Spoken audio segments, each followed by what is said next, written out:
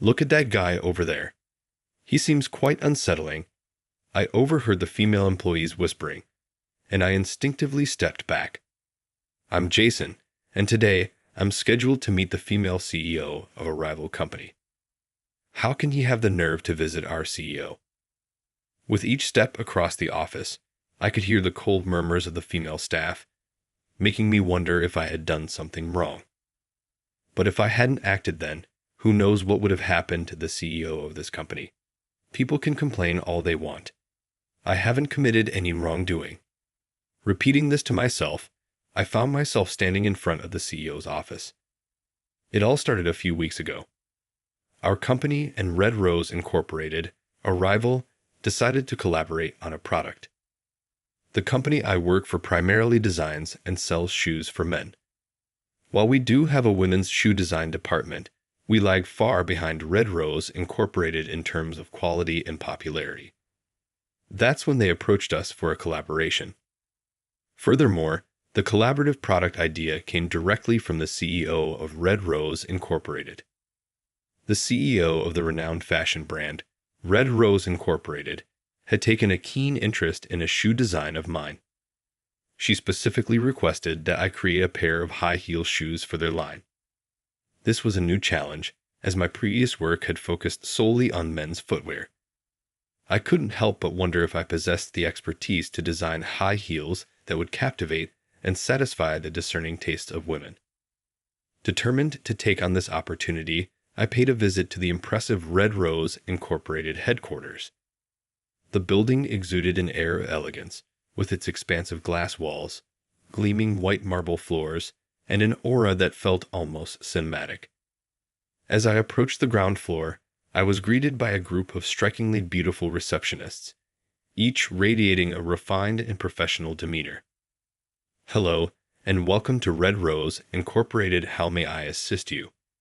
A friendly voice chimed. Upon introducing myself as Jason, the receptionist responded with a warm smile. "Ah, Jason. We've been expecting you. Please follow me." I could hear the distinct click of her high heels on the marble floor as she led the way, surrounded by a sea of stylishly dressed women, all effortlessly carrying themselves with grace and confidence. This workplace seems to have more women than men.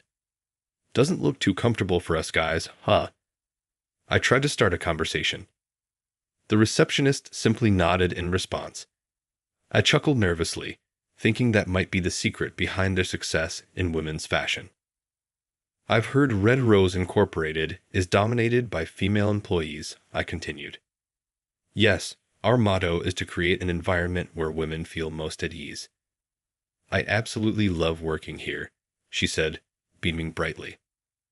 Upon reaching the CEO's office on the top floor, I saw a stunning display of women's footwear in the center. A woman was admiring a pair of those shoes.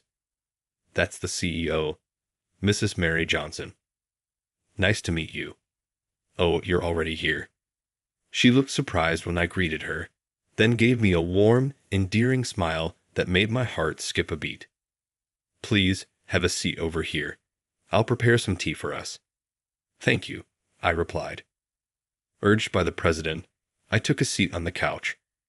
She soon returned, carrying a tray with an elegant tea set. The delightful aroma of the tea was quite captivating, and even with my limited knowledge, I could tell this was no ordinary brew. "Here you go. It's minty. I hope you enjoy it," my boss offered. Compared to her, I felt like we were worlds apart as I marveled at the elegance of her gesture. She then presented a sketchbook, revealing the detailed drawing of the shoes I had designed. Intrigued, I asked, "What's this?" She explained that she had been sketching my shoes as part of her research, noting their simple yet comfortable design that could complement any outfit. "They may not be flashy, but they're versatile, and that's what I'm aiming for.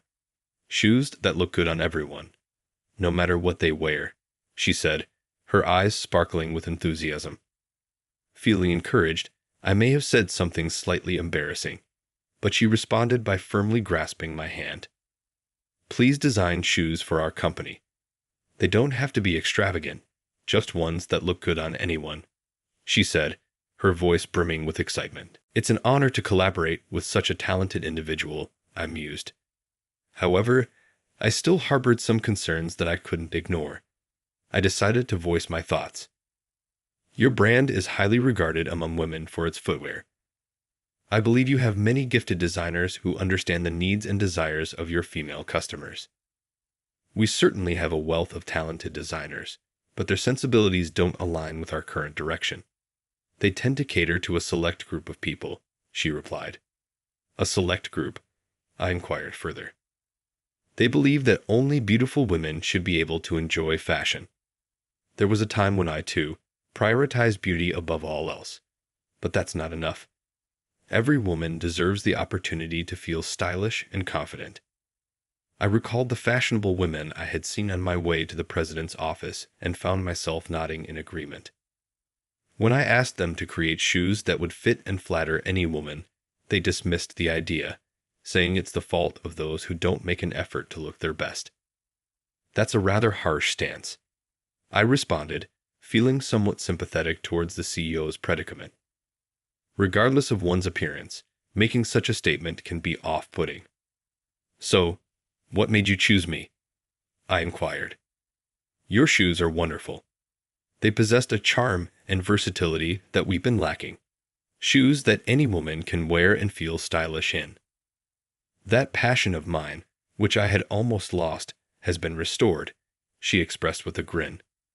Seeing the president's captivating smile, who wouldn't feel invigorated by such praise? Very well. Let's work together to create the finest shoes, I replied joyfully, and she beamed in response. Little did we realize then that a significant commotion was about to unfold.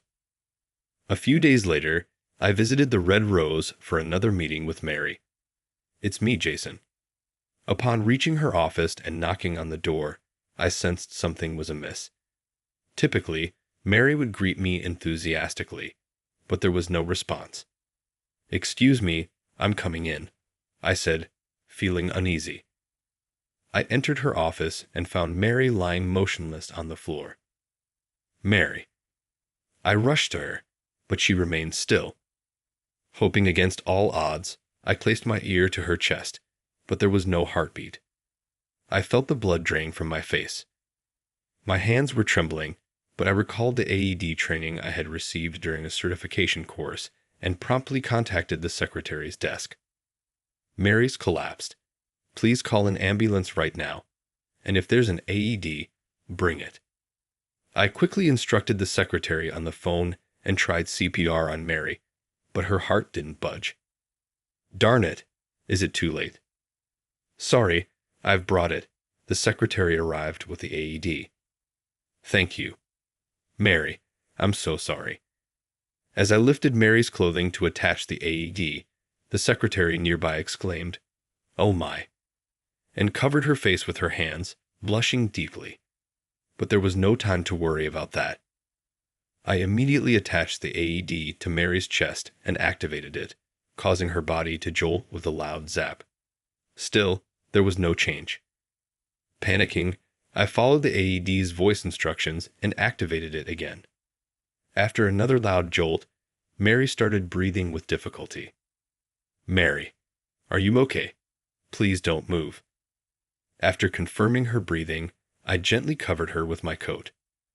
Just as I was about to ask the anxious secretary if the ambulance was on its way, I heard sirens. Can you show the paramedics in when they arrive? Yes, she rushed out of the room to guide them. Later, Mary was transported to the state hospital. Mary later contacted me to say that she had a pre-existing heart condition and had collapsed after a seizure. Thanks to the quick response, she was told she could be discharged soon without any lingering effects. Hearing that, I breathed a sigh of relief. However, the next day, Jason, what on earth had you done? Waiting for me as I arrived at the office was the manager, with a displeased look on his face. I was summoned first thing in the morning and yelled at, but I had no idea what it was about. I haven't done anything.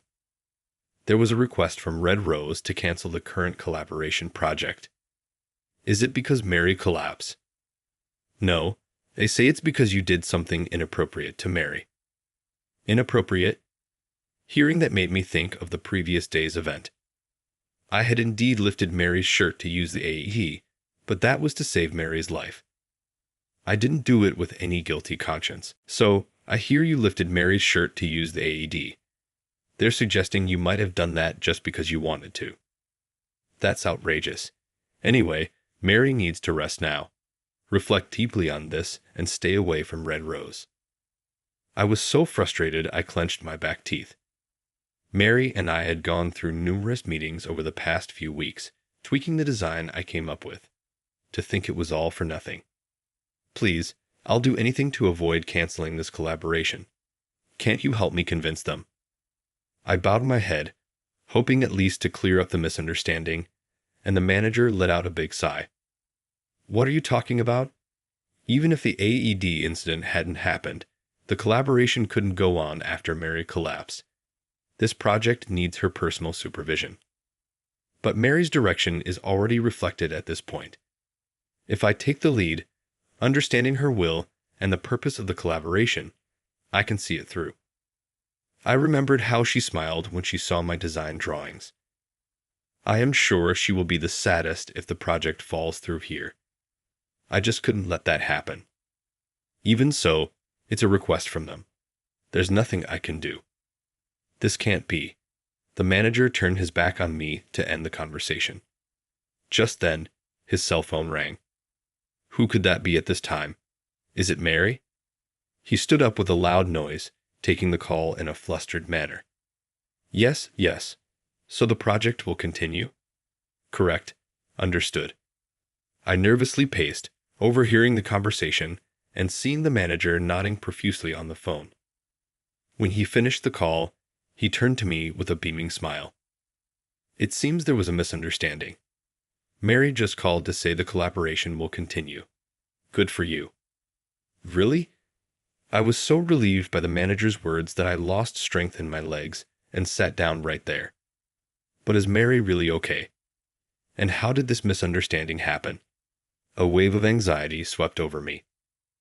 Looks like we'll be resuming our meetings tomorrow. Can you make it to Red Rose? Yes. Despite a touch of unease, I was thrilled that the project was back on track. The next day, I arrived at the CEO's office as usual. I'm glad you could make it. I'm really sorry for the trouble I've caused. I had no idea my chronic condition would flare up like that. Relieved to see you're unharmed, I entered the CEO's office as usual. Mary promptly apologized, though I felt it should have been the other way around. Despite the emergency, my actions had caused her distress. I'm deeply sorry about the incident, I said. Some employees were evidently unsettled by it. Mary's response surprised me. She seemed angry, not relieved. Upset because you saved me, she retorted, then abruptly left to summon everyone to the hall. Her typically poised demeanor had vanished.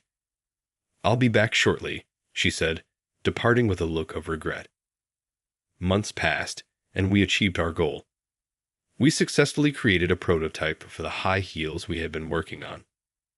Here is the paraphrased version of the given text, maintaining the same length.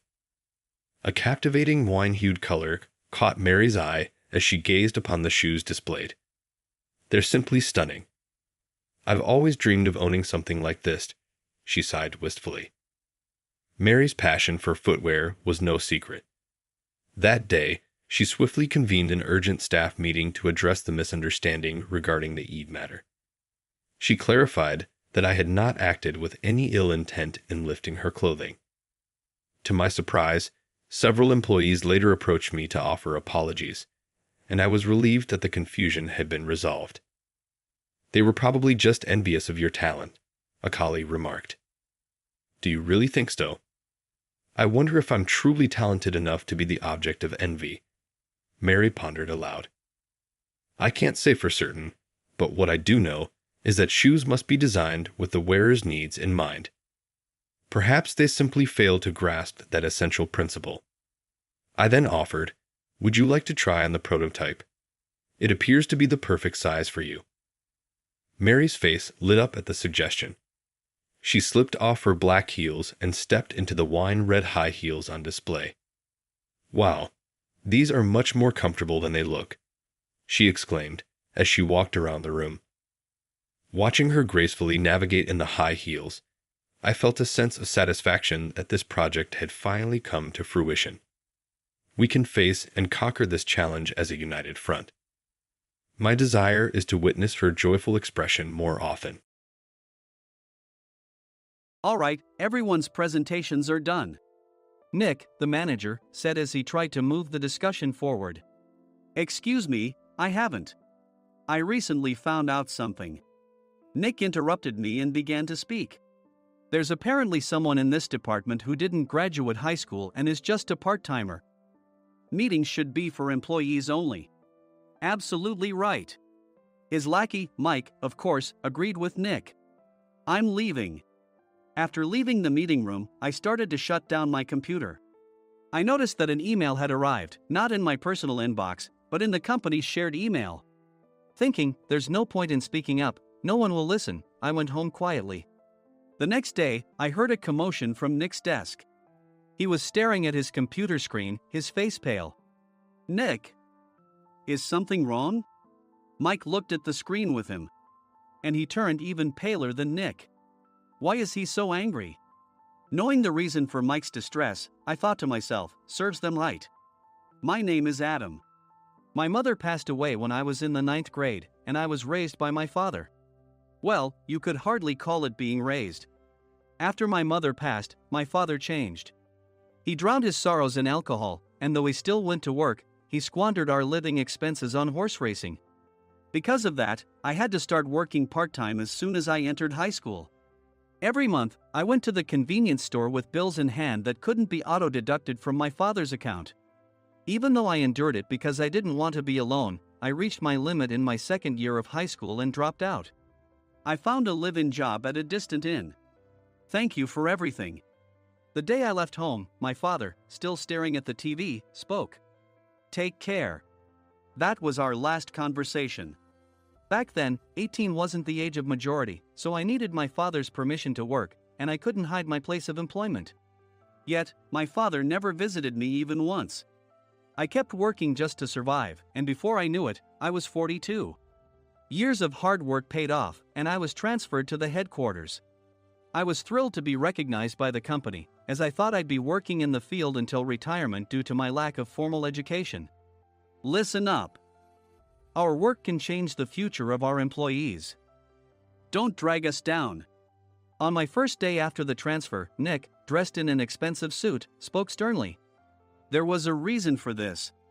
Our inn was located in a prominent tourist destination, known so well that everyone in the state could sing its commercial jingle. At its peak, we had 5 locations within the state. But that was long ago. Due to financial difficulties and aging facilities, only the place where I had worked for many years and the original establishment remained.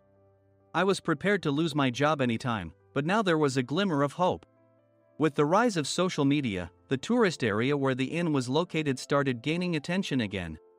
Depending on how hard the sales department, where I was transferred, worked, we could either thrive or be forced to give up this prime location to the new hotel chains continuously popping up.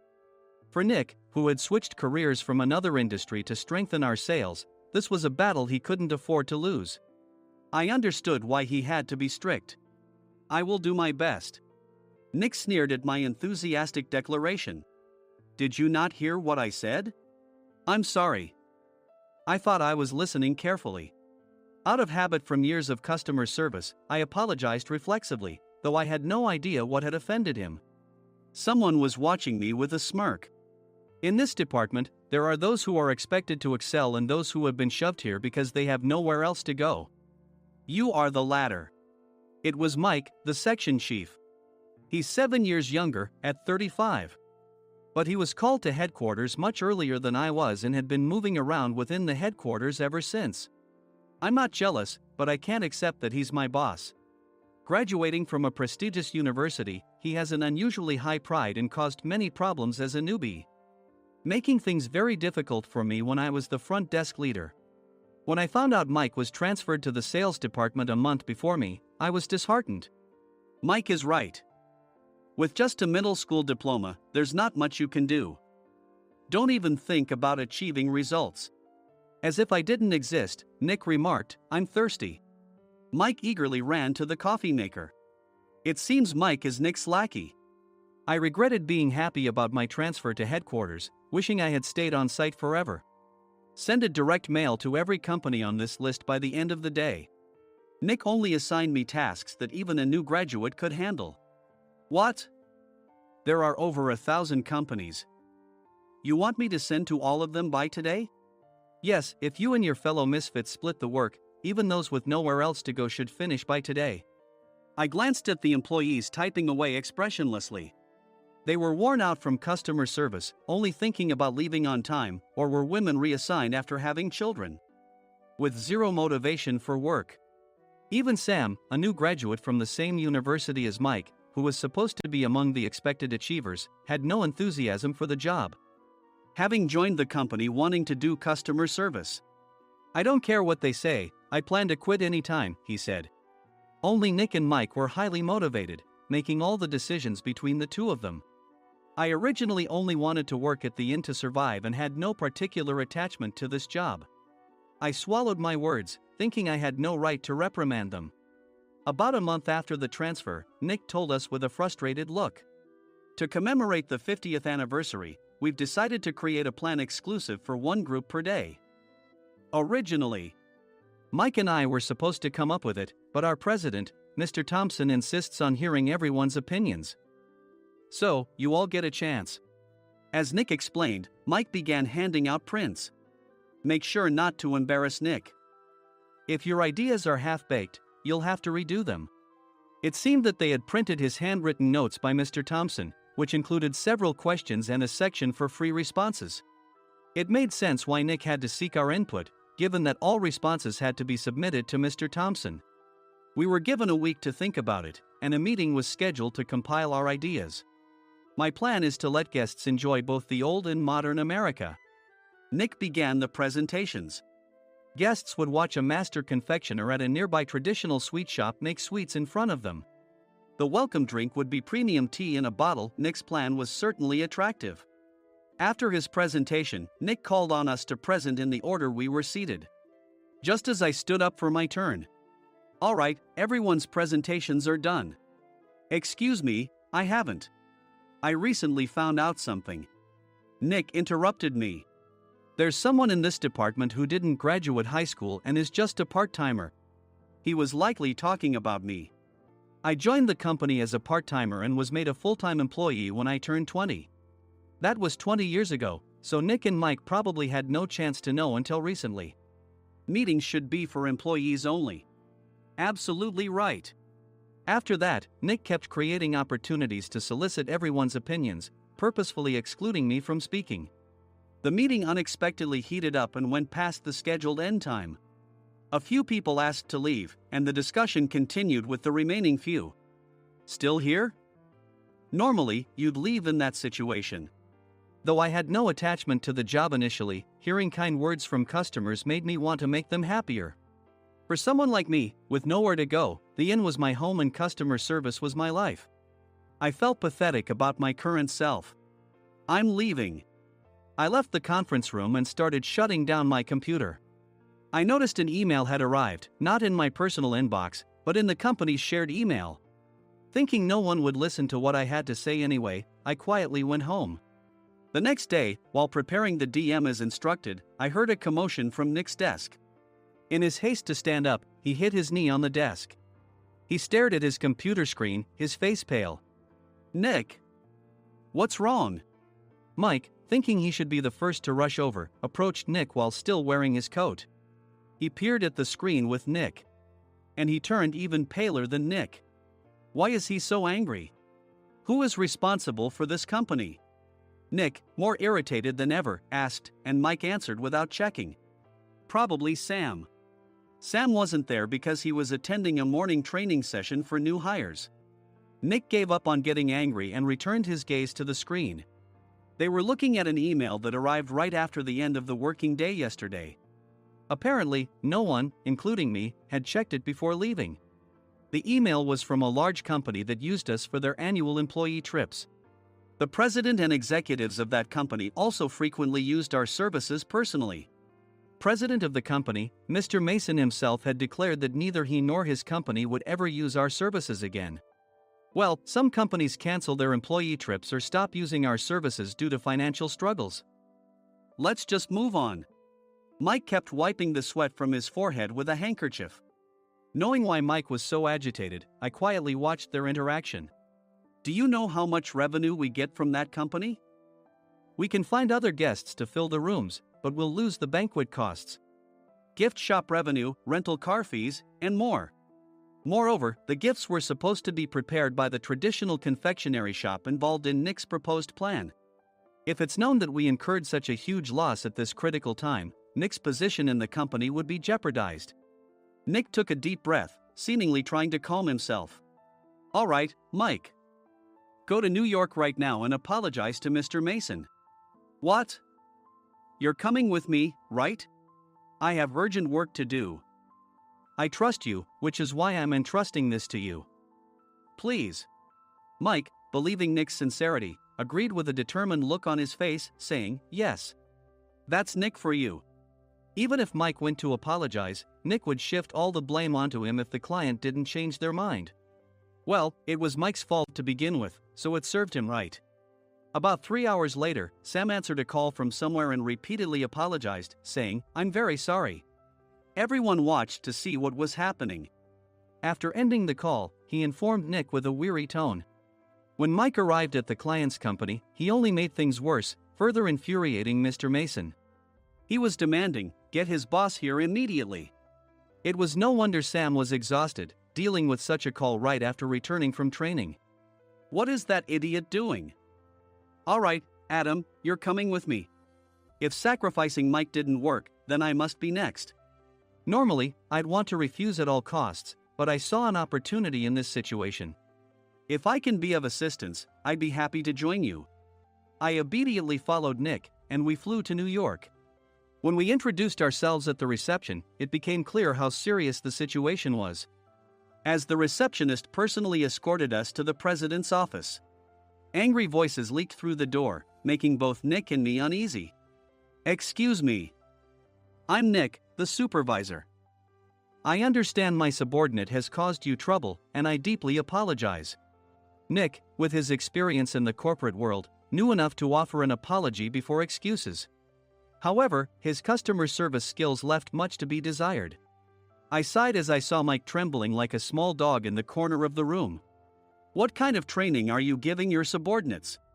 Mr. Mason glared at Nick with a red face. The intensity of his gaze made even Nick take a step back. Regrettably, I joined this company only 2 years ago and was unaware of Mike's issues. I should have identified his shortcomings sooner. Indeed. I should have realized sooner. No sensible person would come to apologize and then give a lengthy presentation on the drawbacks of not using their in. Nick froze, his mouth slightly open. Suspecting the worst, I picked up the documents that had fallen to the floor. It seemed Mike hastily prepared these documents on the plane, listing the disadvantages. Disadvantage 1: if you change the venue for the company trip, employees might suspect it's for cost-cutting reasons, leading to a negative impression. Reading it aloud half-jokingly, Nick snatched the papers from my hand and checked the contents with a furious expression. Among the stack of documents was a receipt from a nearby convenience store's copy machine. I felt a pang of dread, hoping he hadn't shown the receipt as well. What do you think he said when I asked what kind of nerve he had to do this? I'm very sorry. Faced with the dire situation, Nick must have thought there was nothing left to do but apologize. In a voice smaller than I'd ever heard from him, he uttered words of apology. He said, I'm a Harvard graduate. I don't believe I said anything wrong. Mike, what have you done? Forgetting his plan to pin the blame on Mike, Nick yelled loudly, even in front of Mr. Mason. I didn't do anything wrong. You're still saying that? Look at him. Mike pointed at me with a shaking hand. I was assigned to headquarters in my 20s and now I'm a section chief. This guy only made it to headquarters at 42. Everything I've done proves I was right. So why are we losing the contract? Having said his piece, Mike collapsed to the floor. Of course. You were sent there because you had nowhere else to go. Mike never expected to hear such words from someone he looked down upon. He lunged at me, and Nick hurriedly stepped in to stop him. Mr. Thompson told me Mike is a quick thinker, and to take good care of him. There's no way he was pushed aside. Don't make things worse here. He didn't say quick thinker, he said only quick-witted, didn't he? I don't remember that part. I recalled the many troubles Mike caused when he was a newbie.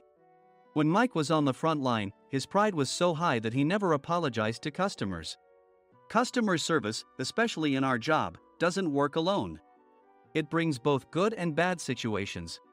If the front staff or housekeepers made mistakes, or the cleaning company didn't properly clean a room, one had to apologize to the customers regardless of personal fault. Mike, in such situations, would never apologize, insisting he wasn't at fault. This often angered customers, and as the front desk leader, I frequently had to apologize on his behalf.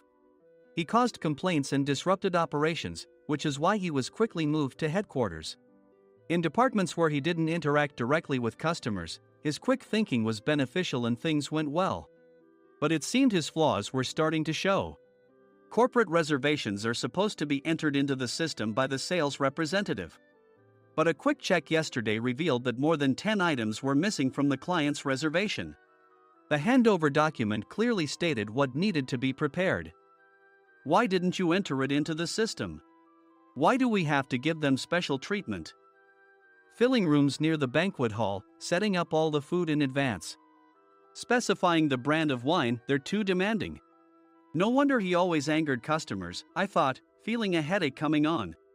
Grouping them in rooms near the banquet hall is for our benefit too.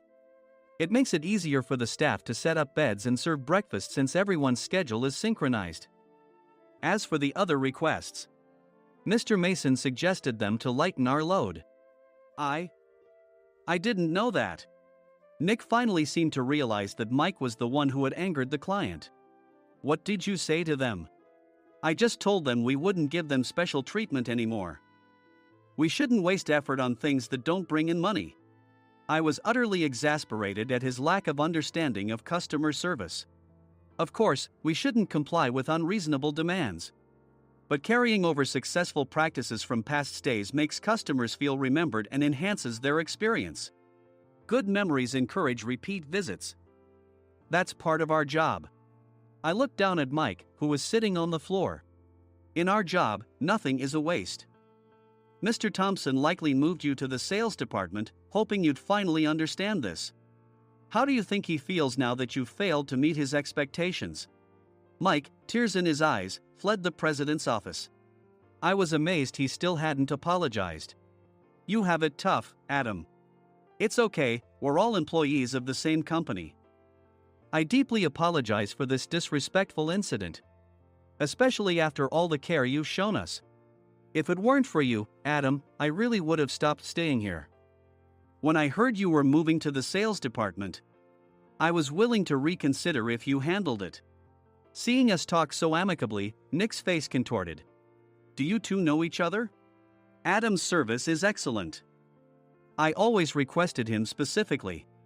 Normally, we don't accept specific staff requests, but we made an exception for Mr. Mason, adjusting my shifts accordingly. He had personally stayed at our hotel just before my transfer, and during casual conversation, I mentioned, I'm moving to the sales department soon. If I hadn't told him then, things could have been much worse. Please continue to take care of us. I look forward to it. On the return flight, Nick awkwardly offered me a can of beer. It's still working hours. Of course, I had no intention of forgiving him for a single beer. Nick might try to pin everything on Mike and avoid any consequences. While pondering this, a startling fact came to light. Nick, the tea bottles for the plan have arrived. I handed Nick a bottle labeled with our inn's name. They look good. What are you talking about?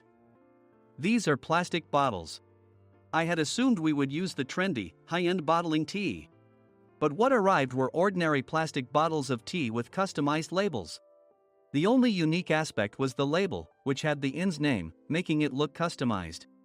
Upon further investigation, I discovered that a substantial amount of money was set to be paid to the tea company. It was priced like bottling tea. Does this plastic bottle really cost $100 each? The tea inside is specially blended for us. The extra cost is for that. Wouldn't it be better to use another tea company? Or is there a specific reason we must use this one? As Nick continued to make excuses, I showed him a printed email. I informed the tea company's president, Mr. Mitchell, that we discovered irregular payments and he confessed. He said you two were high school classmates and planned to split the extra money. That idiot. Why did he confess? That's not important. You should worry about yourself, this could turn into a police matter. Opening the bottle cap, I suggested. How about calming down with this tea? It supposedly has a relaxing effect. Nick drank the tea frantically. In the following days, decisions were made about their fates. Mike was reassigned to the General Affairs Department, with no chance of transfer or promotion, as per Mr. Thompson's orders. As for Nick, since the payment to the tea company hadn't yet been made, he narrowly avoided legal trouble. Instead, he was encouraged to leave the company, and to avoid further complications, Nick submitted his resignation. Rumor has it that connections between HR departments have made it difficult for him to find new employment. Even though it was good to have those two gone, something unexpected happened in the sales department. Everyone became motivated and united in refining the 50th anniversary plan. In the end, my plan was adopted. We collaborated with the Tourist Information Center to provide personalized guides. The plan, tailored to the number of guests, was truly special for the 50th anniversary. Hey, is Adam's family coming to stay? I immediately booked that special plan for my family. Sam noticed it on the reservation list and quickly picked up on it. Yes, I'm inviting my father. That's great. I might invite my parents too. I lacked the courage to face my father just as Adam. But here, with the confidence Mr. Mason praised, I felt ready. The 50th anniversary plan was a perfect opportunity to reconnect with my father. I hoped to bring back the days when we could laugh together as we once did.